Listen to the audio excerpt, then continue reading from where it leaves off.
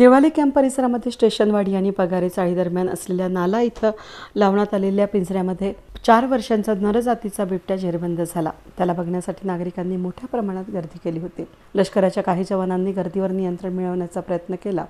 मात्र नागरिक कुतूहलाने बिबट्याला बघण्यासाठी दगडधोंड्यांमधून वाट काढून फोटो व्हिडिओ घेण्यासाठी पुढे जात होते. वन विभागाची गाडी सुद्धा आली तरी नागरिकांनी बिबट्या बघण्याचा मोह काही आवरला नाही.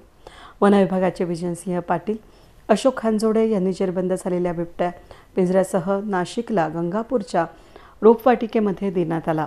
परिसरामध्ये बिबट्याचं वास्तव्य असून पुन्हा या परिसरात पिंजरा लावण्याची मागणी स्थानिकांनी केली आहे. वेद न्यूजसाठी प्रतिनिधी अनिल गुंजाळ, नाशिक रोड.